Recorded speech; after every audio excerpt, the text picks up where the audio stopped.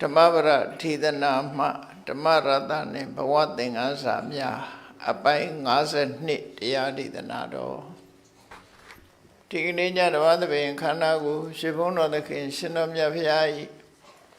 မဟာကရုဏာကုံကိုအာယုပြုကတိကျူဖတ်ဆိုအသောဝန္ဒနာပနာမအာတိတဂါထာကိုရွတ်ဆိုပူဇော်ခြင်းဖြင့်စတင်ကြရအောင်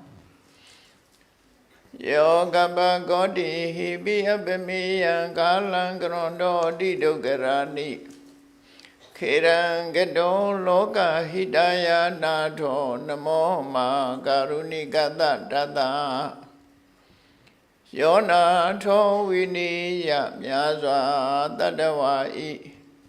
ချမ်းသာစီပွားလိုလားတောင်းတဂုံပေါင်းခါသဖြင့်နာထမြညာခြင်းရှင်တော်မြတ်ဖရာသည်ကပ္ပဂေါတိဟိပိဂရေကဘာအရေးအတွက်သင်္ချာတို့ဖြင့်တော်လဲအဘေမေယံရေတတိုင်းတာဖော်ပြခြင်းဟာမစွမ်းနိုင်ပါသောကာလံလေးအသင်္ချေသိဏိကဘာရှိကြသောကာလပတ်လုံးလောကဟိတယတတ္တလောကဤအကျိုးစီးပွားလုံးငါအတိဒုက္ခရာနိဥစ္စာအသက်ချေလက်အင်္ဂါမေတ္တာကြီးမှာသမိသာနှင့်တထာဇနီဆွန်ញင်းကြီးဟုကျက်တိထဝဲငါးသွဲအစုအလွန်ခဲရင်တော်မူတို့ကိုကရွန်တော်ဖျားဖြစ်ရန်ဤတန်ကျိုးကုတ်အထုတ်တော်မူရသည်ဖြစ်ဖြစ်ခေရန်လက်ချေမျက်လုံးအသက်ဆုံးလည်းရဲ့နှလုံးစိတ်ဝံကိုရောဤပင်မညင်းတို့ကတောဘဝတဏ္ဏကျိန်ဖတ်များစွာရောက်တော်မူခဲ့ရရှာလေပြီ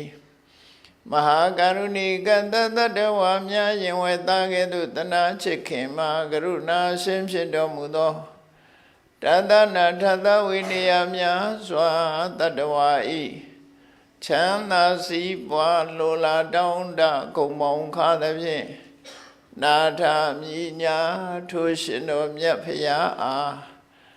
နမောယုတိပြောင်းပြောင်းမန်ကိုလျော်၍ကရောယုကျိုးရှိကိုခြင်းသည်အထုဘဝတု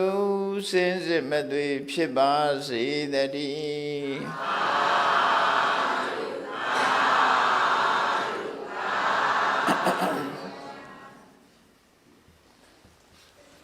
လောကသားတို့ရဲ့အကျိုးစီးပွားဟိတနဲ့ဒုက္ခကောင်းကျိုးကိုဖြစ်ထွန်းစေနိုင်တဲ့အကြောင်းတရားနဲ့ထိုအကြောင်းတရားကြောင့်ရရှိလာတဲ့ချမ်းသာဒုက္ခဒီနှစ်ခုရရှိဖို့အတွက်မြတ်စွာဘုရားဟာပါရမီသီးသီးကိုဖြည့်ပြီးဖျားဖြစ်လို့ရောက်တဲ့အခါမှာလည်းပဲလောကသားတို့ရဲ့ဟိတဒုက္ခကိုနိဗ္ဗာန်ညာမှာကြိုးစားပန်းစားဆောင်ရွက်ခဲ့တာဖြစ်ပါတယ်လောကလူတွေကဟိတနဲ့ဒုက္ခနှမျိုးရှိတဲ့ထင်မယ်ဒုက္ခဆိုတဲ့ဘဝမှာအစဉ်ပြေမှုချမ်းသာမှုလိုလားကြတော့လေဟိတလို့ဆိုတဲ့ချမ်းသာဒုက္ခရခြင်းအကြောင်းအစစ်မှန်ကိုအမှန်မသိနိုင်သည့်အတွက်ကြောင့်မိမိတို့လိုချင်တဲ့ဒုက္ခဆိုတာမရနိုင်ပဲရှိနေတတ်တယ်။ဖျားပွင့်လာတဲ့အခါမှာဟိတနဲ့ဒုက္ခတွဲဖက်ပြီးဟိတရှိမှဒုက္ခရတယ်ဆိုတာကိုရှင်းရှင်းလင်းလင်းပြတ်ပြတ်သားသားဟောကြားဆုံးမခဲ့တာဖြစ်တယ်။ဟိတဆိုတာဒုက္ခကိုဖြစ်ပေါ်စေနိုင်တဲ့အကြောင်းတရားလို့သူတို့ဆိုလိုတယ်ပေါ့။အဲ့ဒါကိုမြန်မာလိုပြန်တဲ့အခါအကျိုးစီးပွားလို့ပြန်တယ်အကျိုးစီးပွားလို့ဆိုတော့အကျိုးလို့ထင်အောင်ထင်လိုက်မယ်လူတွေရဲ့အကျိုးစီးပွားဆိုဒီမှာလူတွေကောင်းစားဖို့အတွက်ဘာတွေလုပ်ရလဲလူတိုင်းဟာကောင်းစားဖို့အတွက်ဘာလုပ်ဖို့လိုအပ်တယ်လဲကောင်းစားတာကဒုက္ခလုပ်ဖို့လိုအပ်တဲ့အချက်တွေကဟိတလို့အကြောင်းနဲ့အကျိုးအကြောင်းကင်းတဲ့အကျိုးဆိုတာလောကမှာမရှိဘူးဥပမာမဲ့တရားသီးစားခြင်းတရားပင်စိုက်တယ်တရားပင်စိုက်ခြင်းဟာအကြောင်းတရားတရားသီးစားရခြင်းဟာအကျိုးတရားလို့အကြောင်းနဲ့အကျိုးဆိုတာရှိတယ်လူဘဝရလာပြီဆိုတဲ့အခါမှာ လူတွေဟာအေးချမ်းချမ်းမနေချရပဲနဲ့ကလေးငယ်ဘဝကနေစပြီးတော့အသိပညာတတ်ပညာတွေဆိုတာသင်ကြရတယ်အဲ့ဒီအသိပညာတတ်ပညာဆိုတာဒုက္ခမဟုတ်ဘူးတစ်ခါတစ်ခါကြိုးကြိုးဆဆသင်ရတော့ပင်မဆင်းရဲမှုတွေနဲ့ရင်ဆိုင်ရနော်ပင်မဆင်းရဲမှုတွေနဲ့ရင်ဆိုင်ရစီးပွားရှာကြရတယ်စီးပွားရှာတယ်ဆိုတော့လေလွယ်လွယ်ကူကူနဲ့ဖြစ်တာမဟုတ်ဘူးဒါလည်းပင်မဆင်းရဲမှုတွေနဲ့လောက်ကြရတယ်အဲ့ဒီကြိုးကြိုးဆဆအသိပညာတတ်ပညာကိုသင်ယူခြင်းစီဝါဥစ္စာရှာမိခြင်းဆိုတာဟာဟိတပဲအကယ်၍အဲ့ဒီဟိတကိုမလုပ်ဘူးဆိုလို့ရှိရင်ဘဝမှာအစဉ်ပြေမှုချမ်းသာမှုဆိုတဲ့ဒုက္ခကိုမရနိုင်ဘူးသူတို့ဆိုလို့ရပေါ့နော်မြတ်စွာဘုရားကတရားတွေကိုမတယ်လို့ဆိုတဲ့အခါမှာဟိတကိုဖြစ်ပေါ်စေပြီးတော့တရားတွေရဲ့အကျိုးဒုက္ခချမ်းသာဒုက္ခကိုဖြစ်ပေါ်စေခြင်းသာလည်းဖြစ်တယ်တရားတရားကောင်းစားစေခြင်းလို့ချီးမြှောက်တယ်လို့ဆိုလို့ရှိရင်မှန်ကန်တဲ့လမ်းကြောင်းကိုညွှန်ပြဖို့ရာအရေးကြီးဆုံးပဲဖြစ်တယ်မှားတဲ့လမ်းကြောင်းကိုရှောက်ပြင်းကနေပြီးကောင်းကျိုးချမ်းသာရနိုင်တယ်ဆိုတာလောကမှာမဖြစ်နိုင်တဲ့အရာတစ်ခုပဲမှားရတဲ့လမ်းလျှောက်ပြီးတော့ဆင်းရဲဒုက္ခတွေရောက်ကြရတာဖြစ်ပြီးလမ်းမှမော့ပြန်ရအောင်ရှောက်နိုင်မှသာလေကောင်းကျိုးချမ်းသာဆိုတာရနိုင်တာဖြစ်တယ်အဲ့တော့လောကမှာဟိတနဲ့ဒုက္ခအဟိတနဲ့ဒုက္ခကောင်းကျိုးချမ်းသာကိုရစေနိုင်တဲ့အကြောင်းတရားတွေကိုဟိတလို့ခေါ်ပြီးတော့ဆင်းရဲဒုက္ခကိုဖြစ်ပေါ်စေတဲ့မကောင်းတဲ့အကြောင်းတရားတွေကိုအဟိတလို့သူတို့သုံးခဲ့တာဖြစ်တယ်ပေါ့အဲ့တော့ဘုန်းကြီးတို့တွေဟာဟိတနဲ့အဟိတကွဲကွဲပြားပြားသိဖို့လိုတယ်ဒုက္ခနဲ့ဒုက္ခကိုတော့လူတွေကသိကြတယ်ဘယ်ဟာချမ်းသာဘယ်ဟာဒုက္ခဆိုတာဘယ်ဟာဆင်းရဲတယ်ဘယ်ဟာဒုက္ခဘယ်ဟာဒုက္ခဆိုတာကိုယ်ကိုယ်ပြပြသိတယ်သို့တော့ထိုဒုက္ခနဲ့ဒုက္ခကိုဖော်ဆောင်ပေးနေတဲ့ဟိတနဲ့အဟိတကြတော့မသိပဲဖြစ်နေတတ်တယ်မသိတဲ့အခါမှာဟိတကိုအဟိတထင်တယ်အဟိတကိုဟိတထင်တယ်ဆိုပြီးမမရွင်ရွင်လှုပ်ချင်းကြောင့်လူတွေဟာအကျိုးဆိုးရမှုတွေဖြစ်ပေါ်လာကောင်းတဲ့ထင်လို့လုပ်ပြီးမဲ့လို့အကျိုးရလဒ်ဟာအကောင်းထွက်ချင်မှထွက်တယ်ပေါ့နော်ကိုယ့်ရဲ့တကယ်အစစ်မှန်တဘာဝကောင်းမိမဲ့လို့မကောင်းမှုထင်တာမျိုးတွေမကောင်းကျိုးကိုပေးတတ်တဲ့အရာတွေကလောကမှာအများကြီးရှိတယ်အသွင်မတူပေမဲ့လို့ကောင်းကျိုးချမ်းသာကိုရစေတတ်တာအများကြီးရှိတယ်ဒါကြောင့်မို့ဥပမာတစ်ခုပြောရမယ်ဆိုရင်မိမိမှာဆွဲကပ်နေတဲ့ယောဂဝေဒနာကိုပျောက်စေတတ်တဲ့ကိုယ်ယောဂနဲ့တင်းတဲ့ဆေးဟာချုံမွေးအေးတဲ့ဆေးမဟုတ်ဘဲနဲ့ဆေးကားကြီးဖြစ်နေမယ်လို့ဆိုတာတော့အဲ့တော့ဆေးကားကြီးဖြစ်နေတယ်လို့ဆိုလို့ရှိရင်ကိုကအချိုကြိုက်လို့ချိုတာစားရင်ကိုယောဂတိုးမှာပဲဆေးကားကြီးတောက်မှယောဂပြောင်းမယ်ဆိုတဲ့ပုဂ္ဂိုလ်ကဆေးကားကြီးကိုတောက်ဖို့တောင်းရတယ်နော်ချမ်းသာဒုက္ခကိုရဖို့အတွက်ဟာဆင်းရဲခံတဲ့ရင်ခံရတဲ့အနေအထားမျိုးဆိုလို့အဲ့လိုပဲလောကမှာလူတွေသိကြတယ်ချမ်းသာဒုက္ခရရင်ဆင်းရဲခံနိုင်ရမယ်ဆိုတာဒုက္ခတနန္တရံဒုက္ခံဒုက္ခတနန္တရံဒုက္ခံလို့ဆိုဒုက္ခရဲ့အခြားမဲ့မှာဒုက္ခလာတယ်ဒုက္ခရဲ့အခြားမဲ့မှာဒုက္ခလာတယ်နာခောဒုက္ခိနဒုက္ခံအဓိကံတပံဒုက္ခတစ်ခုကိုရခြင်းဒုက္ခတစ်ခုနဲ့မရနိုင်ဘူးဥမာမဲ့ပစ္စည်းဥစ္စာချမ်းသာကြွယ်ဝခြင်းဆိုတဲ့ဘဝမျိုးကိုရခြင်းလို့ရှိရင်ချမ်းသာတယ်ဆိုတဲ့အိပ်ဆက်နားနေမှုနော်တတခံပြီးတော့နေခြင်းအဖြစ်ချမ်းသာဒုက္ခရလာမှာမဟုတ်ဘူးပေမဲ့ပန်းမနဲ့လောကရှားဝေမှသာလေချမ်းသာခြင်းဆိုတဲ့အကျိုးတရားကိုရတယ်ဒါကိုပဲလူတိုင်းသိကြတဲ့အင်္ဂလိပ်စကားလေးက no pain no gain ဆိုတာပေါ့နော်အနာခံမှအသာဆန်ရတယ်လို့ဆိုတဲ့စကားရှိတယ်တော့အနာခံနေဆိုတာကြိုးစားအထောက်မှုလုံလဝိရိယလုံလဝိရိယဆိုတာမလွယ်ကူတဲ့အလုပ်မို့လုံလဝိရိယကြိုးပမ်းအထောက်ရတယ်မ ဝိရိယဆိုတဲ့စကားလုံးရဲ့အဓိပ္ပာယ်ကိုရဲစွမ်းတတ္တိရှိသူတွေရဲ့စိတ်ဓာတ်ကိုဝိရိယလို့ခေါ်တာတတ္တိမရှိတဲ့ပုဂ္ဂိုလ်ကမလုပ်ရဲဘူးမကြိုးစားရဲဘူးမစွန့်စားရဲဘူးတတ္တိရှိမှသူရဲ့စိတ်ဓာတ်ကြံ့ခိုင်တယ်ပေါ့တတ္တိမရှိဘူးဆိုရင်စိတ်ဓာတ်ကိုပြောညံ့သွားတယ်ဝိရိယရဲ့အဓိပ္ပာယ်ကိုဝိရဏံကမ္မံဝိရိယရဲစွမ်းတတ္တိရှိတဲ့ပုဂ္ဂိုလ်ရဲ့အလုပ်သို့မဟုတ်စိတ်နေသဘောထားကိုဝိရိယလို့ဗမာစကားပါဠိကလာတဲ့ဝိရိယစကားဝိရိယဆိုတာပါဠိစကားဗမာလိုကျိုးပန်းအထုတ်မှုဗမာလိုလဲဝိရိယလို့ပဲခေါ်လိုက်ကြတယ်အဲ့တော့ကျိုးပန်းအထုတ်မှုဆိုတာစိတ်ဆွမ်းအားတစ်ခုရဲ့အဓိကနာမည်ပဲဖြစ်တယ်စိတ်ဆွမ်းအားရှိမှကြိုးစားအထုတ်တယ်များသောအားဖြင့်ဟိတဆိုတဲ့အရာတွေဟာကောင်းကျိုးချမ်းသာတွေဒီကိုလုံနိုင်ရင်လုံနိုင်သလောက်ဒုက္ခဆိုတာရရှိတယ်ဘုရားလောင်းပါရမီဖြည့်တာဒီပဲနဲ့ကြည်တယ်ဟိတကိုဘလောက်ကြိုးစားရလဲဆိုအတိဒုက္ခရာနိဥစ္စာအသက်ခြေလက်အင်္ဂါမေတ္တာကြီးမားသမိသားနဲ့သက်ထားစနည်းစွန့်ခြင်းကြီးဟုဆိုဒါတွေကိုငဲ့ကွက်ပြီးတော့နေမယ်ဆိုလို့ရှိရင်ဒီဖျားဖြစ်ဖို့ဆိုတာဘယ်လိုမှမျှော်မှန်းလို့မရဘူးဖျားဖြစ်ခြင်းနဲ့ဆိုရင်ဖျားဖြစ်တယ်ဆိုတာအသိဉာဏ်ရတာကိုပြောတာထူးခြားတဲ့အသိဉာဏ်သဗ္ဗညုတဉာဏ်တော်ကြီးကိုရတာကိုဖျားဖြစ်တယ်လို့ပြောတာအဲ့တော့သဗ္ဗညုတဉာဏ်တော်ကြီးရဖို့ဆိုတာယင်တဲ့ကိလေသာတွေလည်းကုန်မို့လို့တယ်ဒါတွေမကဘူးစိတ်ဓာတ်ကြံ့ခိုင်မှုတွေအများကြီးလိုရတယ်အဲ့ဒီလိုလှုပ်ခြင်းဟာသက်သာသလားဆိုဘယ်သက်သာခေတံလက်ချေမျက်လုံးအသက်ဆုံးလျက်နှလုံးစိမ်ကွာကိုရောဤပင်မင်းခြင်းလို့ဆိုတာအဲ့ဒါပြောအသက်ဆုံးတဲ့တခါတလေနော်ပင်မမှုတွေအမျိုးစုံကြုံရတယ်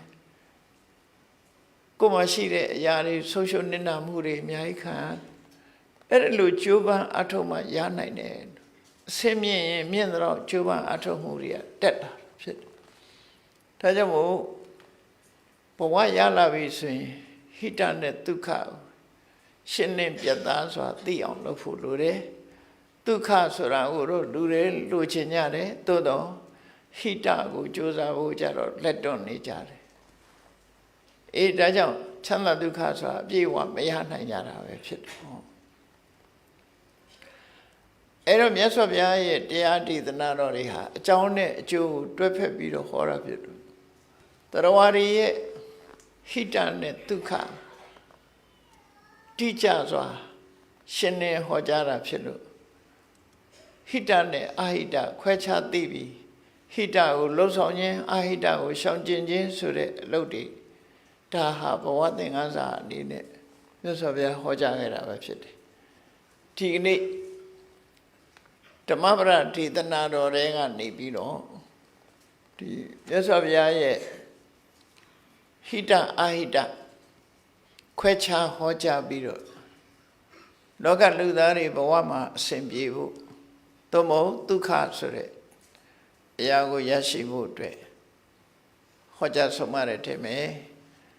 116ပုဒ်မြောက်ဓမ္မပဒဒေသနာတော်မှာဘာတွေပြောထားတော့ဘာတွေဟောထားတော့အဲ့ဒီဟောထားတာတွေကိုနာယူမှတ်သားပြီးတော့စိတ်ထဲမှာဆွဆွမြဲမြဲမှတ်သားဖို့လိုတယ်မှတ်သားပြီးတဲ့အခါမှာအထိပ္ပယ်ကိုသေချာစဉ်းစားဆင်ခြင်မှုလိုတယ်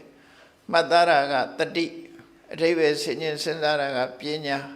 တတိနဲ့ပညာပေါင်းစပ်မှကောင်းမြတ်တဲ့အကျိုးတစ်ခုရနိုင်တယ်ပေါ့ဒါကြောင့်မို့တရားနာပြီးဆိုလို့ရှိရင်တတိနဲ့မှတ်မိအောင်ကြိုးစားရတယ်ပညာနဲ့နားလည်အောင်ကြိုးစားရတယ်တတိပညာပုပ္ပင်္ဂမယတတိယဖြစ်စနဝါထာရဏသမထတာပညာဥဆောင်တဲ့တတိနဲ့စကလုံးတွေအကြောင်းအရာတွေကိုမှတ်မိအောင်ကြိုးစားရမယ်တတိနဲ့မှတ်တယ်ဆိုတဲ့အဓိပ္ပာယ်တတိပုပ္ပင်္ဂမယပညာယအဋ္ဌဝါဘောရဏသမထတာတတိရှေ့သွားရှိတဲ့အသိပညာနဲ့မှအနတ္ထိပဲကိုထိုရင်သိနိုင်စွမ်းရှိတယ်ဆိုတာတတိရှိမှမှတ်မိနိုင်တယ်ပညာရှိမှသိနိုင်တယ်ပေါ့ဒါကြောင့်တတိပညာစွမ်းအားတွေကိုမြင့်ပြီးတော့ဘဝရဲ့ဟိတ ထိကိုကြိုးစားလှုပ်ဆောင်ကြရမှာဖြစ်လို့မြတ်စွာဘုရားကဟိတနဲ့အာဟိတကိုခွဲခြားပြီးတော့ဒီဒေသနာတော်မှာဘယ်လိုဟောတော့ဆိုအဘိတရိထကလျာဏီစကလုံးလေးတွေကရှင်းရှင်းလေးဟောတော့တာအဘိတရိထကလျာဏီကောင်းတဲ့အလုပ်လုပ်မယ်ဆိုရင်မြဲမြဲလုပ်ဒါအဓိကနော်ကောင်းတာလုပ်မယ်ဆိုရင်မြဲမြဲလုပ်အချိန်မဆိုင်နဲ့ချိန်မဆိုင်နဲ့ဥမာမဲ့ဒါနကောင်းမှုပြုမလားသီလဆောက်တည်မလားကပ္ပဋ္ဌာန်းထိုင်မလားကောင်းတဲ့အလုပ်တွေလုပ်မယ်ဆိုရင်စိတ်ခေါင်းထဲမှာပေါ်လာတဲ့အချိန်မှာထလှုပ်လိုက်လို့ဆိုလို့တယ်အချိန်မဆွဲနဲ့နှိကွေးမနေနဲ့လို့ပြောတယ်လောကလူတွေကနှိကွေးတတ်တယ်တဲ့ဒီလိုဘက်မှာအပျော်ပါဘက်မှာတွက်လက်တလောက်ကောင်းတဲ့အလုပ်လုပ်ဖို့ရကြတော့နှိကွေးနေတတ်တယ်ပေါ့နော်အဘိတရိထကလျာဏီကလျာဏီကောင်းဖို့ကုသိုလ်ကောင်းတဲ့အလုပ်တွေကိုအဘိတရိထလင်းလင်းမြဲမြဲပြီးအောင်လုပ်တဲ့နေဒါမြတ်စွာဘုရားရဲ့ဆုံးမတစ်ခုနော်အဲ့တော့ကောင်းတာတွေလုပ်ပြီးတော့တစ်ဖက်ကဘာလို့အောင်မှာတော့ဆိုအမြဲတမ်းဟာစကားဟာနှစ်ခုရှိတယ်ဆုံးမသွန်သင်တဲ့စကားတွေဟာအမြဲတမ်းနှစ်ခုရှိတယ်ကိုယ်အိမ်မှာလဲကိုယ်သားသမီးတွေကိုယ်ပတ်ဝန်းကျင်မှာပြောနေကြတာလဲဘာလို့လဲဒါမလုံးနဲ့ဒါလုံးဆိုတာနှစ်ခုရှိတာပဲလေအမြဲမလုံးရမှနဲ့လုံးရမှနှစ်ခုပြောရတာပဲတစ်ခုတည်းပြောလို့မရဘူးနှစ်ခုပဲပြောနောက်ဆုံးပဲအစာစားရတောင်ဓမ္မစားနဲ့ဓာစားဟောပြောရတာပဲလေရွေးချယ်မှုကရှိကိုရှိနေတယ်အမြဲဒီလိုမပြောနဲ့ဒီလိုပြောဒီလိုမတွေးနဲ့ဒီလိုတွေးအဲ့ဒါလို့ရွေးချယ်မှုနှစ်ခုရှိတယ်မြတ်စွာဘုရားရဲ့အဆုံးအမတွေထဲမှာအမြဲတမ်းနှစ်ခုဟောထားတာကိုတတိထားဖို့လိုတယ်ပေါ့လုံးဝမှတစ်ခုတည်းမဟုတ်ဘူးမလုံးဝမှလည်းတတိထားမယ်နော်ပါပါစိတ်တံနိဝရယေတဲ့ဆက်ပြီးဟောလိုက်တဲ့စကားမကောင်းတဲ့အလုပ်ကနေစိတ်ကိုတားမြစ်ထားပါကောင်းတဲ့အလုပ်ဆိုမြဲမြဲပြီးအောင်လုပ်လိုက်တဲ့စိတ်ကိုမကောင်းတဲ့အလုပ်ကနေတားမြစ်ပါအဲ့တော့အရေးကြီးတာကဒီစိတ်ဆိုတဲ့အရာဟာမကောင်းတဲ့ဘက်မှာပြောင်းမွေးတတ်တော့မကောင်းတဲ့အလုပ်ဘက်ကိုသွားပြီးမသွားဘူးမဟုတ်ဘူးသွားမယ်မကောင်းတဲ့ဘက်ကိုစိတ်ရောက်ရင်တားပါမတားပဲမနေပါနဲ့လို့ဆိုလိုတယ်မကောင်းတဲ့အလုပ်ကိုလုပ်တော့မယ်ဆိုရင်တားပါပါပါစိတ်တန်နေပါလေမကောင်းတဲ့အာယုံမကောင်းတဲ့အလုပ်တွေကနေပြီးတော့ကိုယ်စိတ်ကိုတားမြစ်ပါဆိုဘယ်လောက်ထိတားမြစ်ရမှာလဲဆိုရင်သူများရဲ့လေခင်းကိုဝင်းစားရတဲ့နွားကိုနှစ်ဖားကျိုးတင်းဆွဲပြီးတော့ကျိန်တပြာနဲ့ရိုက်ပြီးတားသလိုကိုယ်လည်းအဲ့ဒါလိုဆုံးမပြီးတားရမယ်လို့ဆိုလိုတယ်နော်လွယ်နဲ့တားလို့ရရင်ရမရလို့ရှင်ပြင်းပြင်းထန်ထန်လုပ်ပြီးတော့တားရမယ်တားတယ်ဆိုတဲ့အဓိပ္ပာယ်အဲ့ဒါနော်တားတယ်ဆိုတဲ့အဓိပ္ပာယ်ကမလုံးတဲ့လူတွေပြောရမှာမဟုတ်ဘူးနော်မလုံးတဲ့ဆိုတဲ့အရာကိုလုပ်ပြီးဆိုရင်မှတ်လောက်သားလောက်အောင်သူ့ကိုဒဏ်ခတ်ရမယ်ကိုယ်စိတ်ကိုဆုံးမရမယ်လို့သူဆိုလို့တယ်နော်ဝိနောပမသုတ်တံမှာမြတ်စွာဘုရားအဲ့ဒီဥပမာနဲ့ဟောထားတယ်ကိဋ္ဌာဒဆိုသူတစ်ပါးရဲ့စဘာခင်းကိုဝင်းစားရတဲ့နွားနောက်စဘာခင်းမြင်တာနဲ့တောင်မကြည့်ဝန်းလောက်အောင်မှတ်လောက်သားလောက်အောင်ရိုက်နှက်ရမယ်လို့ကိုဆိုထားတယ်ပေါ့နော်ကိုယ်စိတ်လေးကိုဘယ်လိုရိုက်မလဲ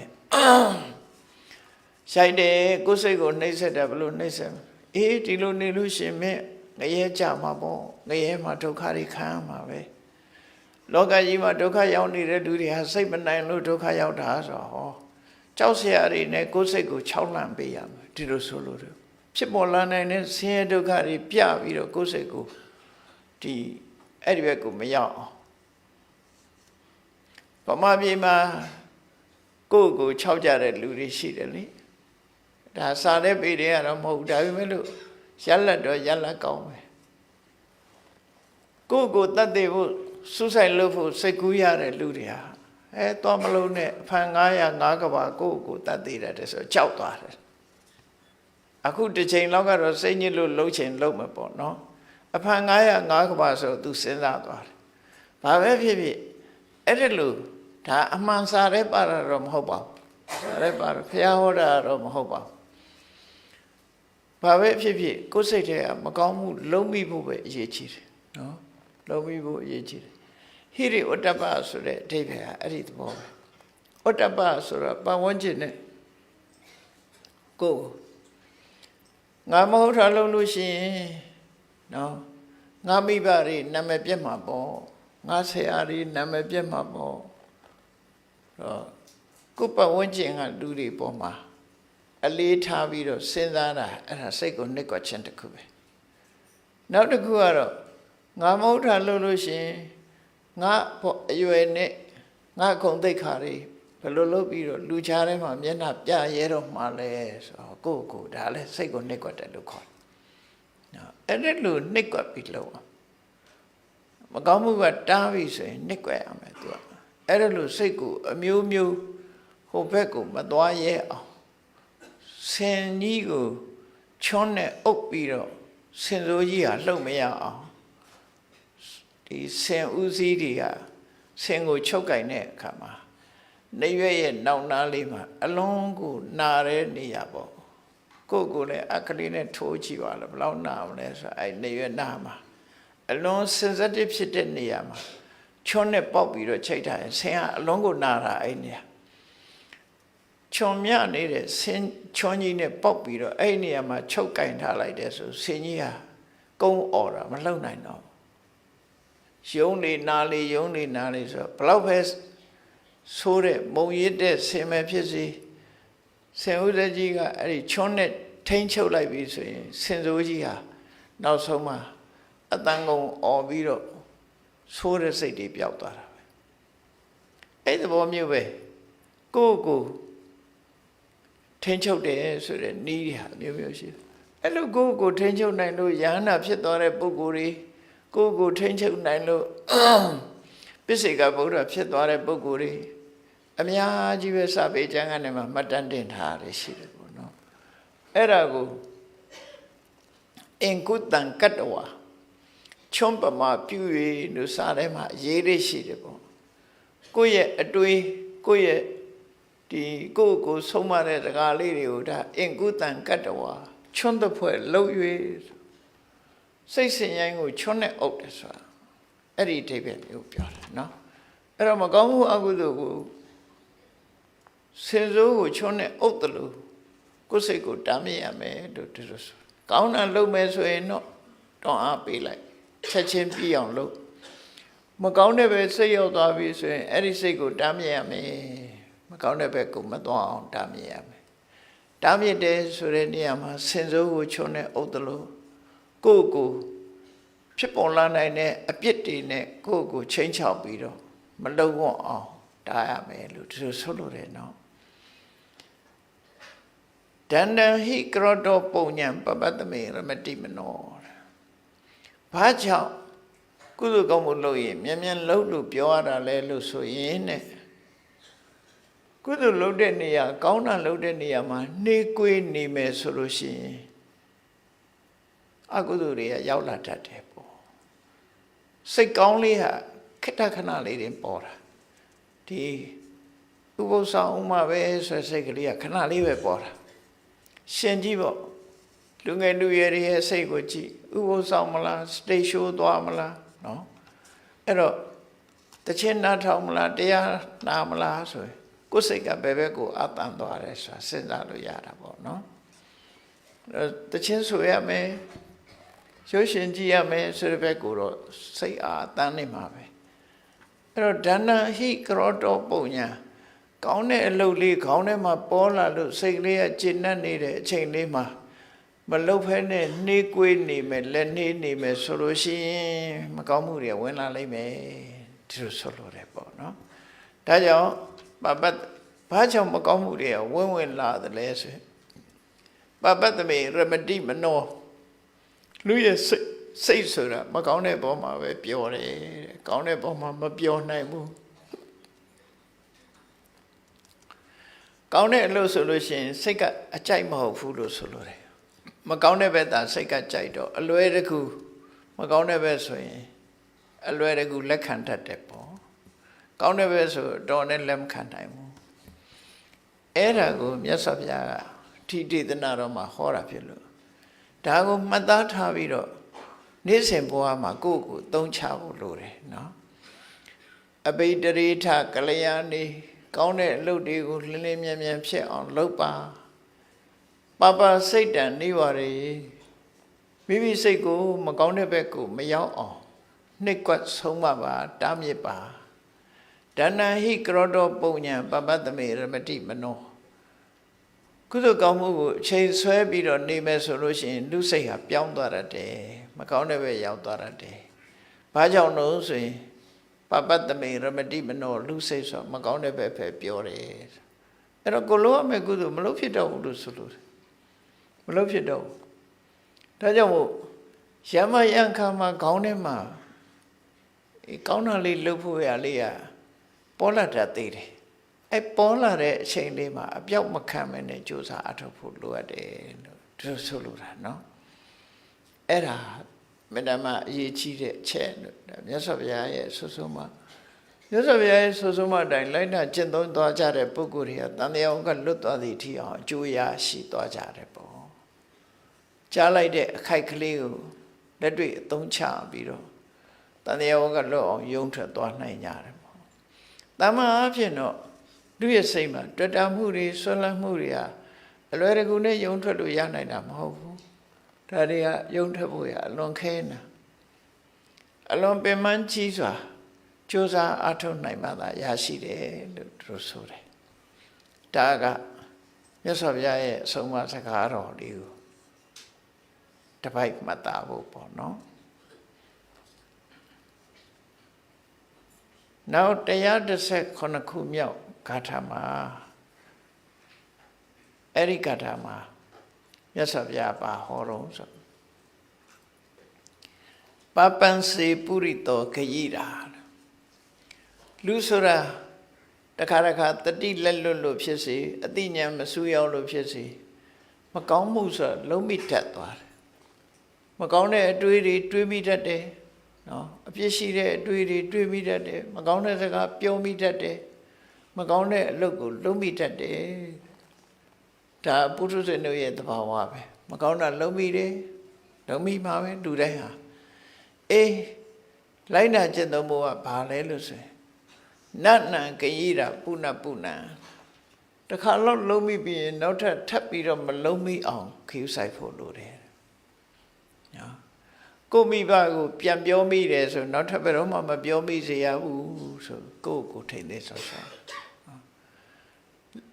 မုဒ္ဒဝါဒစကားတစ်ခါပြောမိတယ်ဆိုနောက်ထပ်မပြောမိအောင်ပါလို့တရိစ္ဆာန်လေးတစ်ကောင်ကိုတစ်ခါတတ်မိသွားတယ်စိတ်လိုက်မှန်ပါနောက်ထပ်မတတ်မိအောင်ကြိုးစားရမယ်ဒီလိုဆိုလို့တယ်ပေါ့အကုသိုလ်အလုပ်ဟာ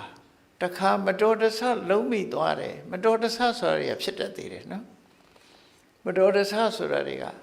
အကြောင်းအကျိုးတိုက်ဆိုင်လာတဲ့အခါမှာဖြစ်သွားတတ်တယ်အဲ့လိုမျိုးဖြစ်မိသွားပြီဆိုရင်တတိထားလိုက်ပါမကောင်းမှန်းသိတဲ့အချိန်ကစပြီးတော့ထပ်ပြီးမလုပ်ပါနဲ့လို့ဆိုတော့တယ်နော်အချိန်ချင်းထပ်မလုပ်မိပါစေနဲ့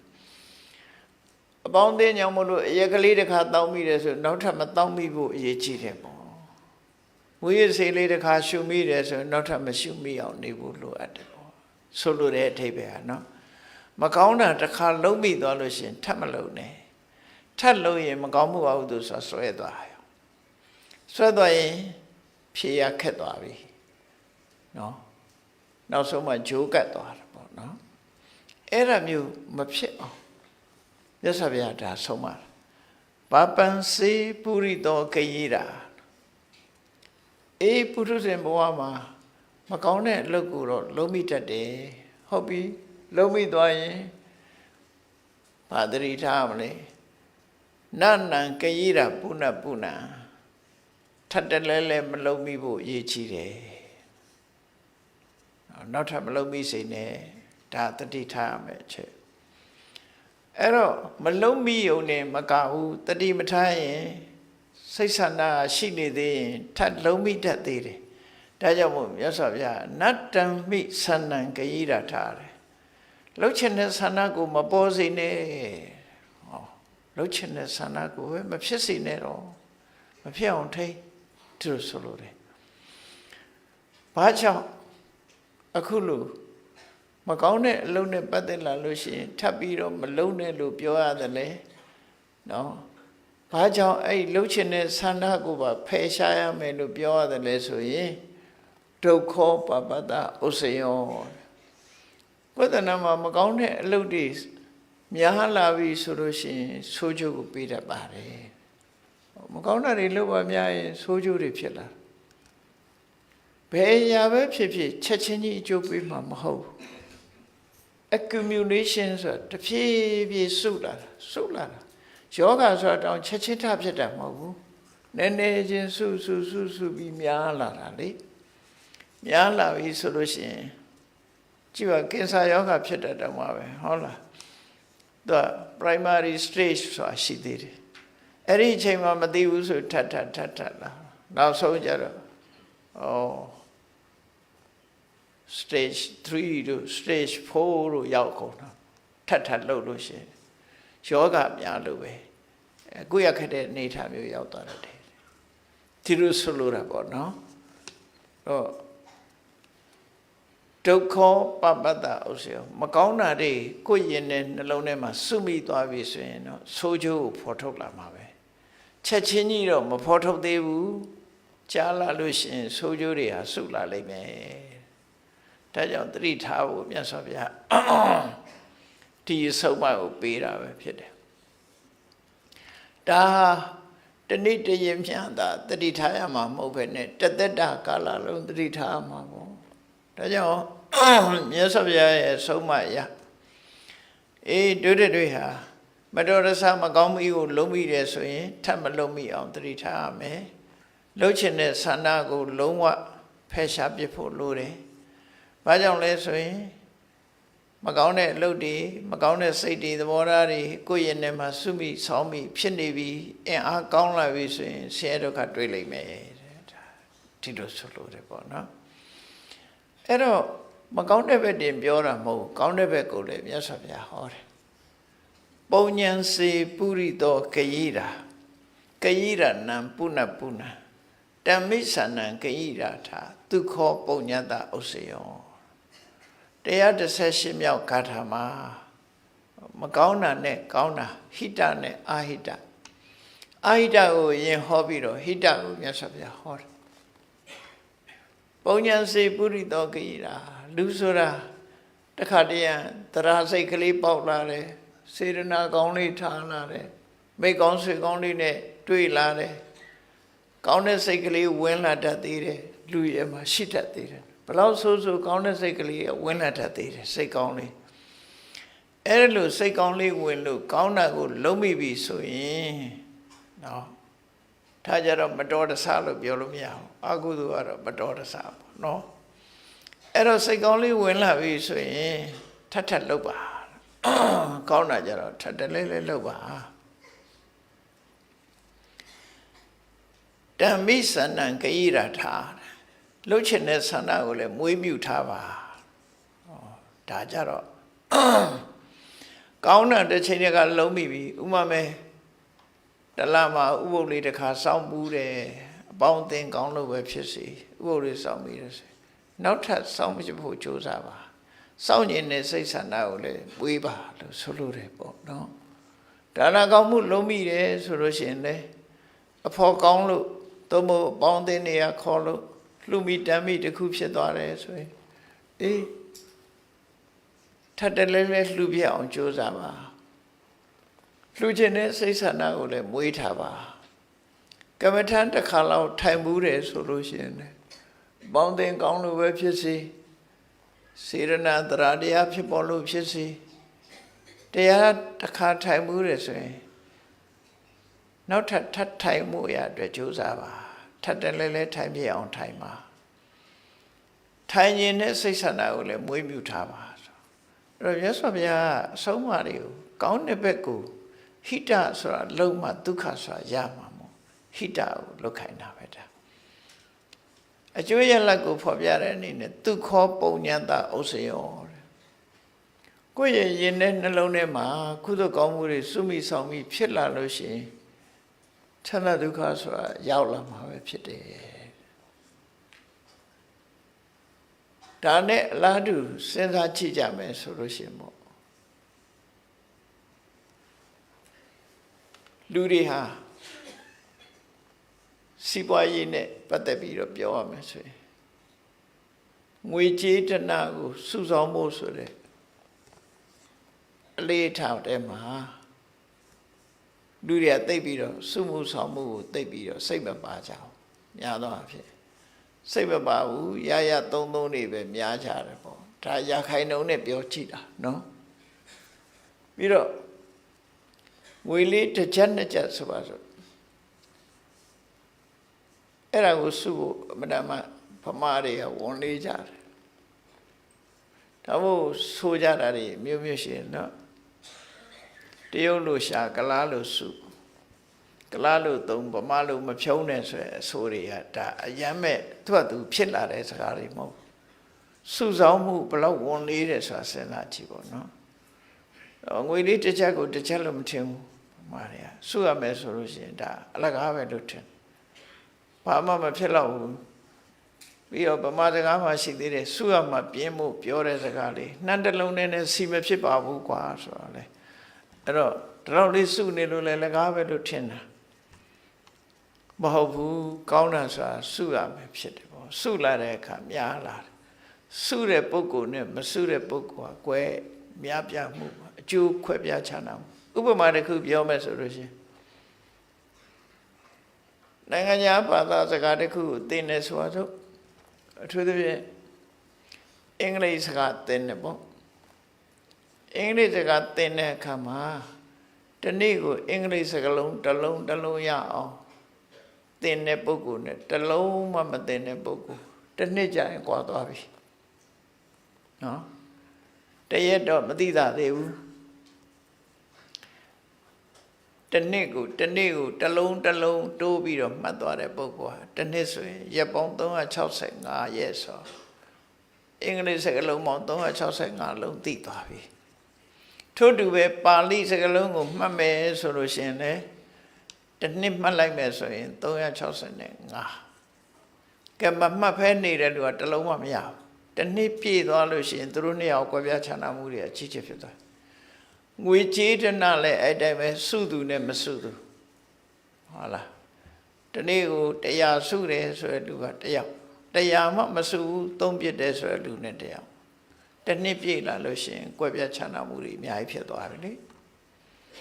အဲ့ဒါကြောင့်မလို့စုဆောင်ခြင်းရဲ့အကျိုးဆိုတာအမှန်တမ်းရှိတယ်ဆိုတော့တတိမူမိဖို့လိုချင်အရေးကြီးတယ်ပေါ့ပညာကိုလည်းပဲအဲ့ဒါလိုပဲစုရမှာပဲဖြစ်တယ်အဲ့တော့ပါဠိစာပေဟာခက်ပါတယ်ပါဠိတွေမြတ်စွာဘုရားဟောတာပါဠိလိုဟောတယ်သို့တော့အင်္ဂလိပ်လိုမခက်ဘူးပါဠိကဘာကြောင့်မခက်ဘူးလို့ပြောတော့ဆိုတော့အင်္ဂလိပ်စကားလိုအတန်တဝက်တွေသိမဆိုအောင်နော်ပါဠိတကလုံးမှာဒုက္ခရတယ်ဒုက္ခရတယ်ပြီးပြီးသားသားအကုန်ဆိုလို့ရတယ်နော်စကားလုံးတွေကပြည့်ပြည့်ဝတော်တော်များများမြန်မာလူမျိုးတွေရဲ့နှုတ်ထဲမှာပါဠိစကားလုံးတွေရောက်တာငယ်လေးတွေကဣတိပိသောဆိုတဲ့ပါဠိတွေရောက်နေဟေတုပစ္စယောတို့ဒါပါဠိစကားလုံးတွေကိုယ်စီမှာရောက်အဲ့တော့ကိုယ့်ကိုသေးသေးချာချာစနစ်တကျလေ့လာသင်ယူချက်မှတ်ထားမယ်ဆိုရင်ငါပါဠိစကားလုံးပေါင်းဘယ်လောက်တတ်တယ်ဆိုတာပြောလို့ရတယ်ပေါ့တနေ့ကိုတစ်လုံးပဲမှတ်သွားရှစ်ပေါင်းဒီတစ်နှစ်ပြည့်တဲ့အခါ365လုံးရသွားတယ်တစ်လုံးမှမမှတ်တဲ့လူကတစ်လုံးမှမရဘူးတစ်နှစ်ပြည့်နေအဲ့တော့ပညာဆိုတဲ့နေရာမှာလည်းအဲ့လိုစုရတယ်ငွေကြေးတဏဆိုတာလည်းအဲ့လိုပဲသင်ယူပြီးတော့စုသွားမယ်ဆိုရင်အများကြီးဖြစ်လာတယ်အဲ့ဒါလိုပဲကုသိုလ်ကောင်းမှုဆိုတာစုရတယ်လို့ဆိုလို့တယ်ပေါ့ကုသိုလ်ကောင်းမှုဒီနေ့ကိုဖះကိုပန်းတပွင့်လှူတယ်ဆိုနေ့စဉ်ပဲပြလှူမယ်ဆိုရင်ဟောပန်းပွင့်ပေါင်းတစ်နှစ်ဆိုဘယ်လောက်ရသွားတော့365ပွင့်ရသွားဒီနေ့ကိုဖះတစ်ခါရှ िख ိုးတယ်ဆိုရင်ဒီနေ့ပြည့်ရင်365ဖះရှ िख ိုးပြီးသားဖြစ်သွားအဲ့တော့စုဆောင်းမှုဆိုတဲ့အလေးထားကုသိုလ်ကောင်းမှုစုဆောင်းမှုအလေးထားကိုလည်းလုပ်ဖို့လိုတယ်ပေါ့ငွေကြေးတဏစုဆောင်းတဲ့အလေးထားပ ညာစုဆောင်တဲ့အလေးထားကုသိုလ်ကောင်းမှုစုဆောင်တဲ့အလေးထားအဲ့ဒီအလေးထားတွေမှတ်သမျှသူခောပုံညတဥစ္စယောကောင်းတာတွေစုမိရင်ချမ်းသာမှာပဲတမိုးရှိတဲ့စကလုံးတွေအသိပညာတွေစုမှုရင်လည်းချမ်းသာမှာအေးပညာတတ်လို့စာဖတ်တယ်ဆိုရင်လည်းကြည့်တနေ့ကိုစာအုပ်ပါဆိုရင်တနေ့ကိုတုပ်ဖတ်မယ်တလားဆိုရင်အုပ်30ဖတ်ပြီးသားဖြစ်သွားပြီတနေ့ဆိုရင်365အုပ်ဖတ်ပြီးသွားပြီစာဟောပညာတွေအများကြီးရသွားပြီအဲ့တော့တလားမှာတအုပ်ဖတ်မယ်ဆိုလို့ရှိရင်လည်းအုပ်ထုလို့တလားမှာတအုပ်ပြီးအောင်ဖတ်တယ်ဆိုလို့ရှိရင်လည်းနော်တနေ့ဆို12အုပ်ဖတ်ပြီးသားဖြစ်သွားပြီဟောကိုယ်ပိုင် library လေးထားပြီးတော့12အုပ်ဖြစ်သွားစာမဖတ်လို့ပြင်းတဲ့လူဆိုတာမဖြစ်တော့အဲ့တော့ပညာပဲဖြစ်ဖြစ်ဘာပဲဖြစ်ဖြစ်ကောင်းတဲ့အရာတွေကိုအဲ့လိုစုရမှာစုရင်အကျိုးရှိမှာမကောင်းတာတွေစုမိရင်လည်းအဲ့လိုပဲတစ်ခါရောက်မှာပဲသိကြတယ်နော်တနေ့ကိုအရက်ကလေးတစ်ခွက်တည်းတောက်တယ်အရက်ကလေးတောက်ရင်ကျမရေးအတွက်ဆိုပြီးတောက်ကြတယ်လေတချို့စားကောင်းတော့ကောင်းဖြစ်အောင်ဆိုပြီးတော့စားကြအောင်တောက်နောက်စားတယ်မကဘူးအသေးပါခြေကုန်အဲ့လိုဖြစ်ကုန်တတ်တယ်အဲ့တော့ကောင်းတာပဲလှုပ်တဲ့အခါမှာစုဆောင်တတ်တဲ့ဝါသနာလေးနဲ့လှုပ်မယ်ဆိုလို့ရှိရင်တော့ကိုယ့်ဖို့တမိုးရှိတာတွေတွက်ချက်ပြီးတော့တမိုးရှိတဲ့အလုပ်တွေကိုလုပ်သွားရမယ်ဒီလိုဆိုလို့တယ်အဲ့ဒါကိုမြတ်စွာဘုရားပုံဉ္စီပုရိသောကယိရာနံပုဏ္ဏပုဏ္ဏတံမိသနံကယိရာထသူခောပုံညတဥစ္စယောလွယ်လွယ်လေးမြတ်စွာဘုရားအဓိပ္ပာယ်ကိုရှင်းရှင်းလေးဟောတာအေးသူတယောက်ကုသိုလ်ကောင်းမှုလုပ်မိတယ်ဆိုရင်နဲ့ထပ်လုပ်ဖို့ကြိုးစားပါလုပ်ချင်တဲ့ဆန္ဒကိုလည်းပဲမွေးမြူထားပါဘာကြောင့်လို့ဆိုရင်ကုသိုလ်ကောင်းမှုစုမိဆောင်မိဖြစ်သွားလို့ရှိရင်ချမ်းသာဒုက္ခရပါလိမ့်မယ်ဒီလိုမစုကျင်တဲ့ပုဂ္ဂိုလ်တနေ့အင်္ဂလိပ်စကားလုံးလေးတစ်လုံးကျက်လို့ဘာမှမဖြစ်ပါဘူးဆိုတဲ့လူကတနေ့ကြာတဲ့အခါကျတော့လည်းဘာမှမဖြစ်တော့ဘူးသူကနော်ဘာမှဖြစ်အေးဒါကြောင့်မို့လို့ပညာပဲဖြစ်ဖြစ်ဥစ္စာပဲဖြစ်ဖြစ်ကောင်းတဲ့အရာမှန်သမျှစုမိဆောင်မိဖို့မြတ်စွာဘုရားကုသိုလ်ကောင်းမှုကိုအဓိကထားပြီးတော့ဟောတယ်လို့ပဲဒီလိုပဲမှားရမှာကောင်းတာဆိုရင်ကောင်းတာတွေဖြစ်တယ်နောက်ဒေသနာတော်တစ်ပုဒ်ခုလိုပဲ119 120ဒေသနာတော်နှစ်ပုဒ်ဟာဒီရှောင်းရမှနဲ့ဆောင်းရမှသတိထားဖို့ရတယ်မြတ်စွာဘုရားဟောတယ်သတိထားဖို့ကောင်းတဲ့အလုံးနဲ့ပတ်သက်လာလို့ရှိရင်လည်းလူတွေဟာသတိထားပြီးဖို့မကောင်းတဲ့အလုံးနဲ့ပတ်သက်ရင်လည်းသတိထားပြီးဖို့အဆိုးဘက်ကိုအရင်ဟောလိုက်ရှိတယ်အတေဝနာစပါဠနာဆိုရှောင်းရမှာကိုအရင်ဟောတယ်မြတ်စွာဘုရားပြီးတော့မှပဏိတာနဲ့စသေဝနာလောက်ရမှာကိုနောက်မှဟောတယ်ဒါလမ်းညွန်တဲ့စနစ်လို့ခေါ်တယ်